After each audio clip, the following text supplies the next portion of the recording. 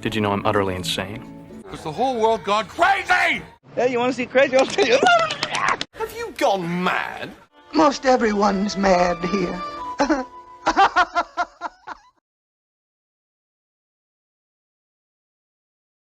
Everyone, welcome back to Milkshakes, Markets, Madness. If you are new to the show, man, you've got a lot of digging to do to get to where we are in the rabbit hole.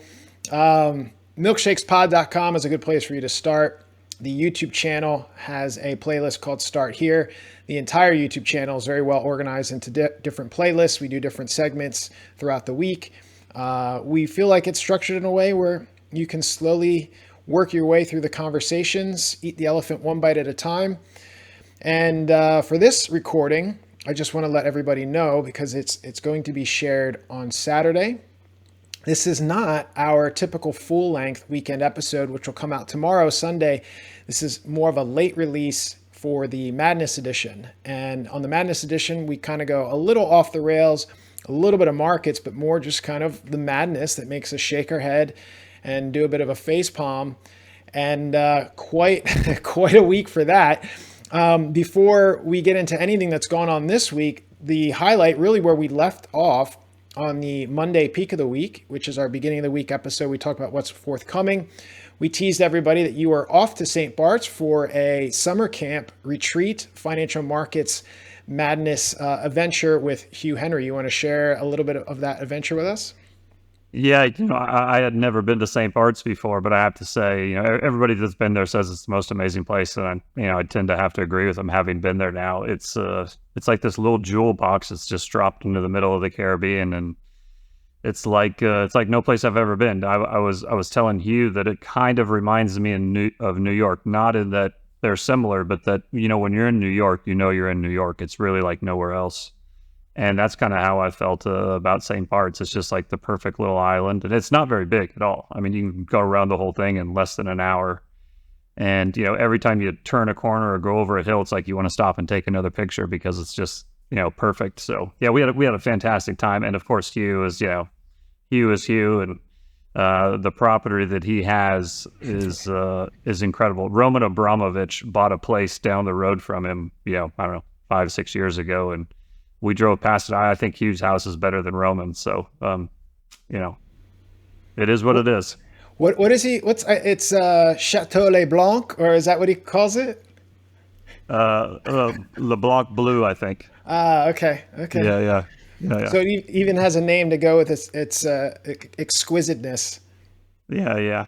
No, it was. I mean, listen, he was a fantastic host, and I think you and I talked going into it. I wasn't really sure what to expect because I love Hugh. He's fantastic, but you just, it's a little different going to the guy's house and hanging out with him for 4 or 5 days. How it's going to go, but it was a lot of fun. Met some really cool people. He's got some really interesting friends, obviously, really successful people, and talking to them and kind of hearing what they were thinking about the world and kind of the trades that they had on was really pretty fun.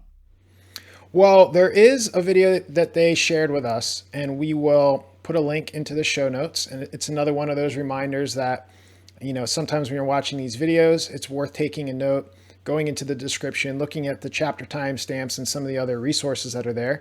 So I will pop that into the show notes, but can you pull the curtain back a little bit? What were some, for you, you're one of the 5 people in the world who understand money, according to Hugh. So what were some takeaways for you that were high level or kind of really had you scratching your head?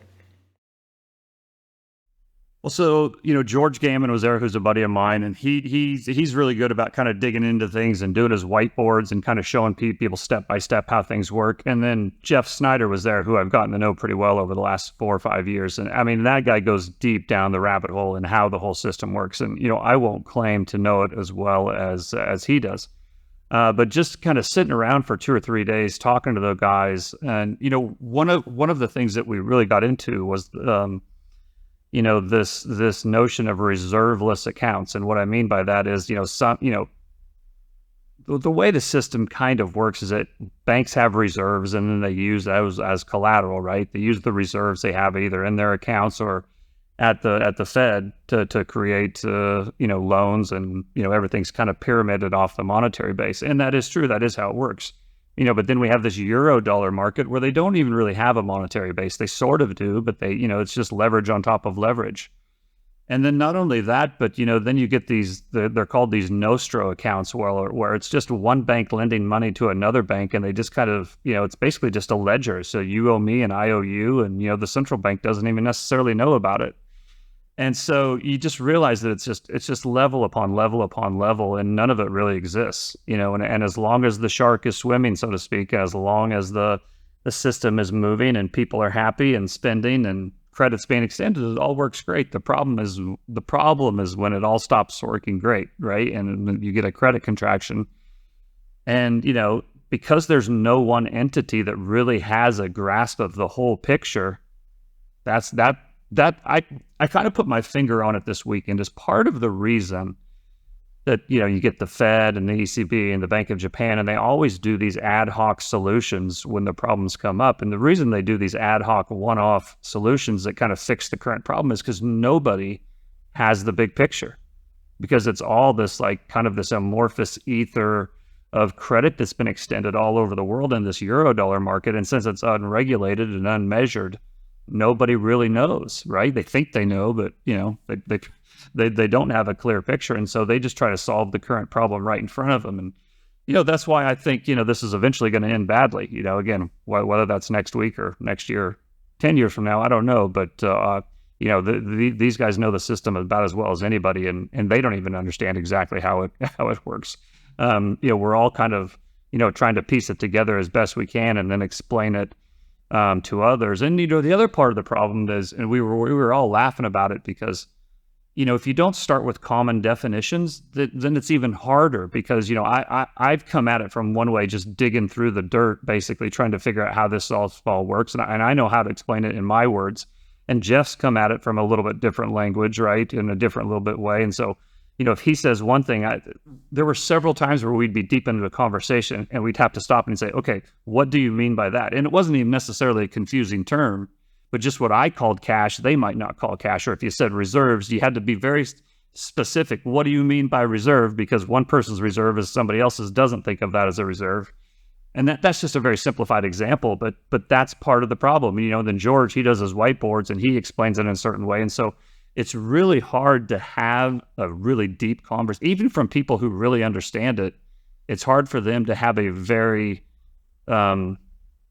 simple but concise conversation about it, because you're always having to stop and make sure that everybody has the same definitions. And then when you consider this is just all over the world like this, it's no wonder that you get problems. Yeah, and a theme that we've shared and talked about and kind of gone on circles around sometimes is understanding the size of the hole before you predict what the response is going to be, or more than anything, predict what the effectiveness of the initial response is going to be. And so if you're in a room with a bunch of people who are agnostic in terms of trying to understand these things, they're not approaching it with an ideology and trying to fit it into that box. They're pulling the engine apart and trying to see how it works. And from what they've figured out, as at least from a functionality of the monetary system, they don't necessarily fully know the inputs that are going in. Do you think, and you kind of hinted to this, but do you think when you have a 2020 type of situation or whatever the crisis may be, do you think they were relatively blind to how, or not blind, but unable to calculate how big the hole was? So the bazooka that they used ended up just, being too much. No, absolutely. I mean, that's absolutely the case. It's hard to, if you can't measure something, how can you say how big it is, right? And they don't even know all the different pieces, so it's impossible to measure. All they knew is that the hole was very big. And the thing is the hole is always bigger than the money, if that makes sense, because it's because of the interest, right? And so if one unit of currency is floating around the world fast enough to satisfy the interest on more than one unit of debt, then it's fine. But if there's no velocity, really, you could argue that the hole is limitless, because the hole is going to be bigger than whatever money is there. And so, until you print enough to entirely fill the hole, you just don't know. And this is why, and Jeff would say, first of all, they don't know what they're doing to begin with, and they're flying blind, and they're just throwing stuff against a wall and see what sticks. And that is kind of true, right? It's like that they try this program and they try that program, and eventually they try enough things that velocity gets to moving again. But it's really all about liquidity and the velocity of money. If money is not moving around and it's just sitting in there inert, whether it's in cash or treasuries or reserves or however you want to describe it, if it's just sitting there, it's a problem. It needs to be moving. So this is just part of the madness of the monetary system. I feel like those of us in the room kind of understood it as well as anybody, but we don't all agree, and we don't all define things the same way, and we don't all have the same picture or the big picture as well. And so it is what it is. I wish that I could lock us all in a room for a week and we could get to a definitive answer, but I don't think we could. It's too opaque to really know for sure. Well, there was quite a bit that happened this week, market related, and some of that is directly tied to these conversations you're having. We had the Jackson Hole meeting, the Fed speech, or Jerome Powell's speech. So we're going to save that for the actual full-blown markets discussion coming up here in about a day. I have to say I'm a little disappointed. I was, from a madness standpoint, from a Hugh Henry standpoint, we're talking summer camp in St. Bart's. I was hoping there'd be 3 days of ayahuasca and you'd come out with some whole new epiphany. Well, I will say I tried a couple different types of rum, a couple different types of tequila, a couple different types of champagne, but it never got too crazy from that standpoint. But I will say the first morning I walked out of my room and there's a big turtle, about that big, sitting right outside my door.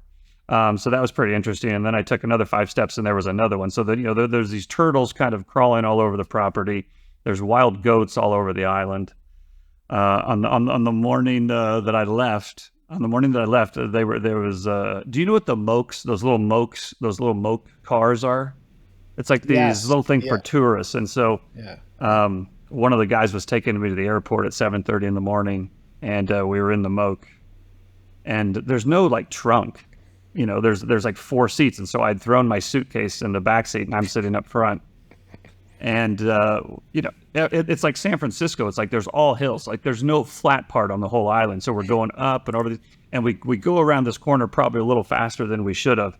And my suitcase just goes flying out of the moke. God. And then it's bouncing down the mountain, down the road in front of us. It finally comes to a stop, and we're both just laughing because it was too funny not to laugh. But I'm lucky it didn't bounce off into the brush and just be gone. Oh man! So that was pretty funny. And then George and I were running around in one of those Twizios. Have you ever seen those Twizio quad bikes? Mm-mm. It's like a clown car, and George is 6'4", I'm 6'5", and. Once you got in, it wasn't too bad, but it took us 5 minutes to get in and out of the thing. So that was pretty funny. And then apparently, I left in the morning, and apparently it's a little tiny airport. You fly in and you come over this mountain and just zoom down, and it's if you don't stop, you run into the ocean, literally. And so there's videos, you can see it online where people fly. You go over this road, and the wheels from the plane almost hit the cars going over the road. But then apparently coming in, right after I left, there was a plane landing a couple hours after I left, and it landed and hit a helicopter that was on the runway. So, it seems like I got out of there just in time. Well, I'll let that slide as acceptable doses of madness for your trip. But it was a helpful bit of insight into some of the takeaways. Sounds like it was fun. Sounds like it sparked some fresh conversations around some of these same old problems. Speaking of maybe some same old problems, we did create this madness piece so we can go a little off the rails, like I said, and people can be prepared for the conversation doing that. So why not pivot really quickly into some of the political stuff that's been going on? The first thing, which is pretty wild, speaking of plane crashes, is the 2 top, we can say, I guess, leaders, but the main figureheads of the Wagner group in Russia. There was this initial coup. Everyone thought, once it was kind of squashed, that Putin would take these people out immediately, and there seemed to be some sort of compromise or treaty made, and he would be left alone. He'd just have to go into exile. But lo and behold, apparently there's, the question of this is a fake death or not, but apparently his plane crashed, shot down, what have you. What are your takes on this recent event? Well, like anything, it's just a signal of more problems over there, right? And I don't know what the real answer is, and I'm sure there's some people that say this was probably faked as well, and other people will say, no, this is proof it really was a coup. And I don't know if anybody really knows, and I certainly don't. But it's, what's interesting is I read an article from some, Russian dissident. I don't remember his name. Some Russian dissident who was kind of hiding out in the West somewhere, but was he's a commentator, on things that are going on in Russia. And the article was a week or so ago. It was a pretty good article. It was in the Financial Times, and he basically said, regardless of whether it was a coup or it was not a coup, Prigozhin will be dead in the next 6 months. And, that's kind of what's happened, assuming he's not hidden off somewhere, right? But, and then the idea, and then Putin, of course, Putin is saying he didn't have anything to do with it. Well, hard to believe that, but maybe, right? And the idea is if the head of the Wagner group can get shot down, on a flight from Moscow to St. Petersburg, and Putin's not able to figure out who it was, well, then what does that say about Putin's internal security at his two most important cities, right? So, who knows what's going on? But it's just more, like you said, it's more ammo for the madness out there. And whatever really happened, I don't think things are going to calm down anytime soon. Well, speaking of things not calming down soon, Donald Trump, along with quite a few others, were indicted in Georgia this week. And I think that's a conversation piece in itself. But I think for me, at least, what I thought was so maddening or comical about it is you figure a lot of this is more just to throw shade on Trump and these other parties and kind of make a mockery of them, maybe try to discredit them, some negative attention. And Trump took the mugshot, and he was pretty much been gone from Twitter since he was banned, even though Elon invited him back. And more or less his return to Twitter was him posting the mugshot, kind of stealing all of their thunder if they were going to use this to try to disgrace him. Well, it's pretty funny because earlier in the day, I just kind of made the joke on Twitter that he should make a big smile and then use it as his official campaign, photo. And, he kind of did one even better. And he, had this, this stern look on his face and tweeted it out. First tweet in over 2 years. And yeah, and so this is, whether you think he deserves to be in jail or not be in jail, or whether you think he's guilty or not guilty, I was actually watching that last night because I kind of wanted to see what the reaction was. And so I was flipping around from a couple channels, and I put on CNN because I wanted to hear what they were saying about it. Because again, whether or not you believe with CNN, they have a big reach, right? And you want to kind of see what that side is saying. And I watched it for about 45 minutes, and they had his picture up the whole time, this picture. And after 45 minutes, they say something to the effect that, we don't really want to show this picture too much because we don't want to give him, too much attention. And I'm thinking, you've had his picture up there for 45 minutes, and that's all you've talked about. But at the same time, I think they use the word judiciously. Now, we're going to use this picture judiciously. I was like, you guys are such clowns, right? You guys are such hypocrites. Of course, this is like the best rating CNN's going to have all year for this. But again, and this reminds me, I need to say something because I was just going to reference another Trump quote about when he said, I could walk out onto Fifth Avenue and shoot somebody and my, supporters wouldn't leave me. And there's some truth to that, right? But I said something last week in last week's show referencing another Trump quote, and shame on me, it was a wrong quote. It wasn't truly him. It was something I had heard years ago. And, of course, I don't do research on every quote I hear attributed to Donald Trump. But it sounded like something he would say, and I had just assumed that it was. And, I shouldn't assume those things. So for those of you who commented in the responses on the video that I was wrong and that it had been proven wrong, you are correct, and I was wrong. And I should not have used that wrong quote. So anyway, here we are. What was the quote? I don't even. I remember you posting it on Twitter. Yeah. So the quote that I referenced last week was, years ago, I think when he was first running, someone said, back in the 90s, there was a quote that he said, if I ever ran in politics, I'd run as a Republican because the Republicans are so stupid they wouldn't vote for me, or something to that effect. And apparently that was proven to be a false quote. So, again, shame on me for using that one. But he did say the one I could walk out on Fifth Avenue and shoot somebody and my poor supporters wouldn't leave me. So yeah, I mean, it's almost same, right? Yeah, right. Well, look, speaking of Trump, the impact that I think you kind of have, and the show sometimes has when we talk about politics, it does feel like you've had a busy week triggering people. Was there anything that stood out to you this week, particularly around even some of this Trump stuff that you felt like it was people losing their minds? Well, the one that comes to mind is the Kara Swisher one, right? So Kara Swisher is this media personality, podcaster. She's done a lot covering the tech space, so she's kind of in the business world as well. And I don't know, 2 or 3 months ago, she and I had a little bit of a back and forth on Twitter, and she basically at the time was commenting on the pettiness and all the toxic comments going on in the social media world between Elon and Zuckerberg and some of these other people. And then last night she's out there, first of all, she's making fun of Vivek, the presidential candidate, not only making fun of him but making fun of his last name. And can you imagine if Donald Trump was making fun of an Indian and making fun of their name? She would have a field day with that, right?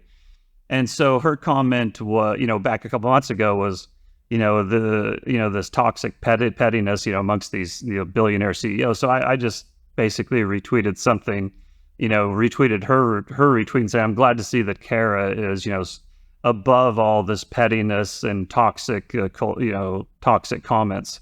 And of course, an hour later, I'm blocked. So this is pretty typical. They're such hypocrites. They think that they can, they think that they're so open-minded. But yet, if anybody slightly disagrees with them, then they shut it down, call them names, block them. And look, I don't care if she blocks me or not. It's the hypocrisy that just kills me. You should screenshot both of those and send it to the Twitter account Defiant L's, L being L for losers. I don't know how familiar you are with that account, but they have you and I both enjoy the humor of the Trump history account. Yeah. I think so good. Yeah, I think anyone can love that, but the Defiant L is definitely more right-leaning in terms of who it focuses on, but its objective primarily is just to show hypocrisy. It just so happens, especially over the last couple of years, the party, if you will, or the side of the aisle that seems to put their foot in their mouth the most has been the left. And so there's just these classic, intense, opinionated tweets that they then contradict themselves with, in such a short period of time. So that's another account that's worth following. Did you happen to see the very end? I didn't watch the whole debate. I just saw a few of the clips from the Republican debate. And did you see at the very end when Desantis, he basically said, "I promise I will be there fighting for you till the end," and then he gave that cheesy smile. Oh my God! So cringe. Oh my God! What? Oh, that was the best. It's just, my wife showed it to me, and we both about fell off the couch laughing. It was just so funny. Yeah, so that's getting memed pretty hard right now. Look, I think what DeSantis was able to do in Florida and still does as a governor, especially during, where everywhere else was going through these lockdowns and pushing a lot of policies that just, in my opinion, that's what politics is about, right? It's aligning with what you think makes the most sense. But I think he did such a great job, but to see him just almost massacre himself with some of these awkwardness things is too funny. And speaking of the debates, while we're on this political kick, we might as well just get it out of our system. What are your thoughts on Trump's conversation with Tucker? I mean, I think at this point it's got to be getting close to 200 million views. Yeah, to me, I haven't even watched it yet. I've seen a couple of the outtakes, and I've had so many people tell me I have to watch it, and I just haven't yet. But it's not. And this kind of goes back to the whole thing with Swisher. It's like, I get it that you don't like Trump, and I get it that you think he would be a horrible president. And I get it that, you think that some of his supporters are racist or backwards or hillbillies or whatever you want to call it, right?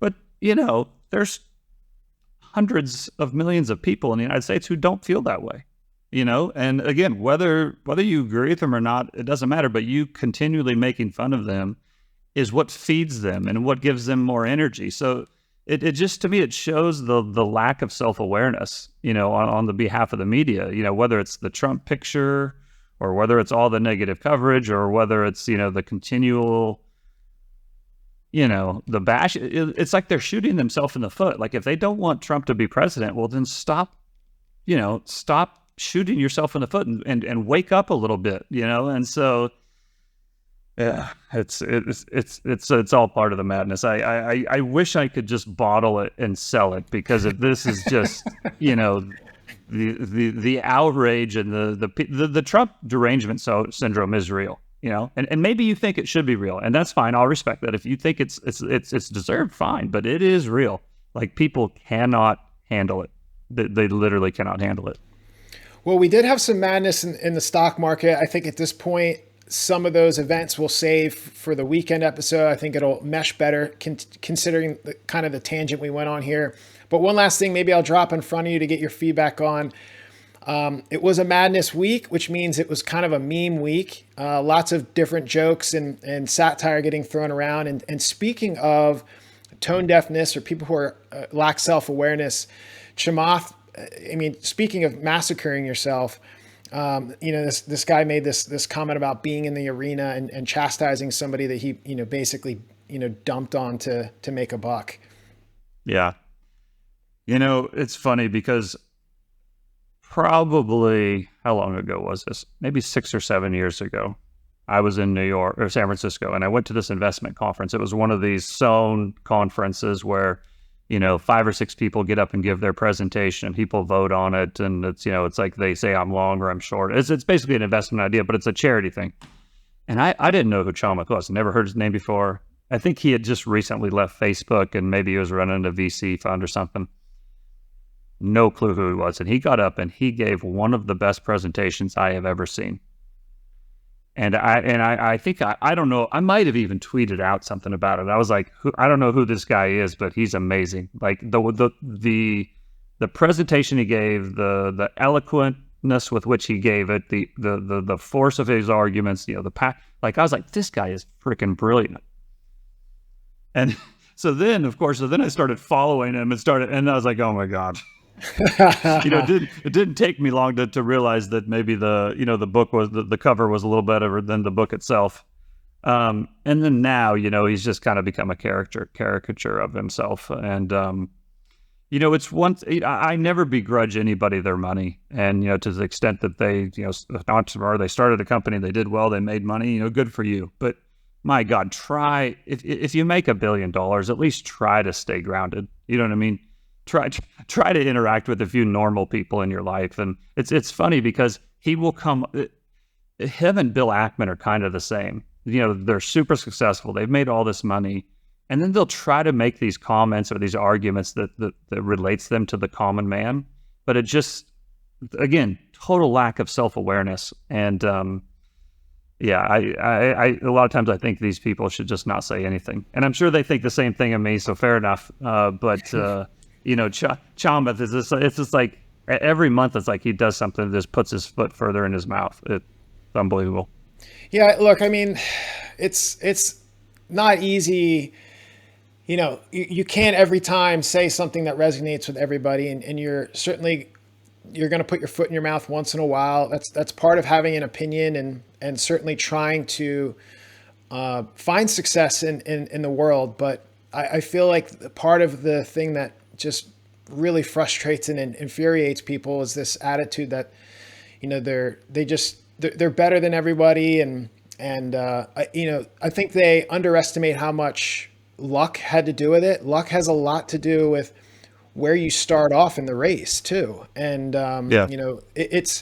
it's like you're saying, a total disconnect with the common person. It's their faces are already in the mud and they're just stomping on top of them when they're making these soapbox comments.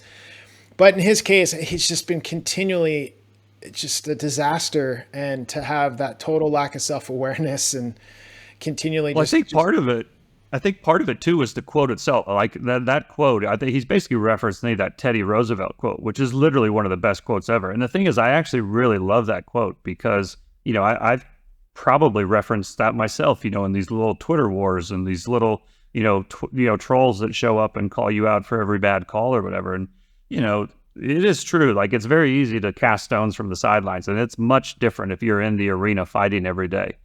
But come on, if you're a billionaire who doesn't have a whole lot to worry about, to compare yourself to the same people that are out there fighting the fight today, it is a little differently. So I think, again, it's the lack of self-awareness as much as the quote itself. Maybe I think the message he was trying to send is probably a good message, but his ability to pull it off, just fell flat. Look, if you're somebody on a street corner selling lemonade, I'm happy to hear you tell me about the arena. Yeah.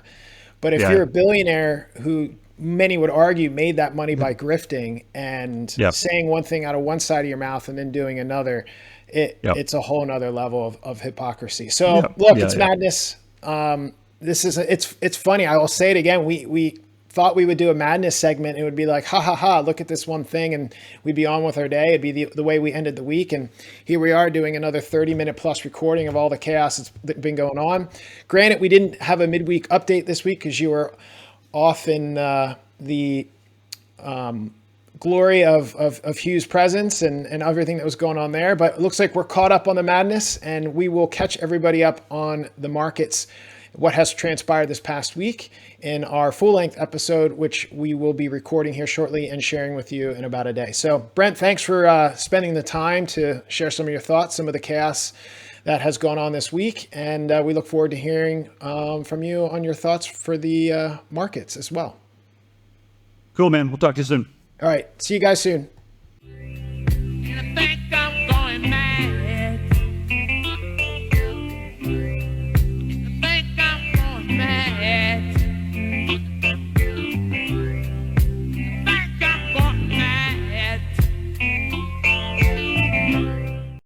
This show is provided for entertainment and informational purposes only. It should not be relied upon as legal, business, investment, or tax advice. Neither the hosts, guests, nor any funds they may manage intends to make an offer or solicitation for the sale or purchase of any specific securities, investments, or investment strategies.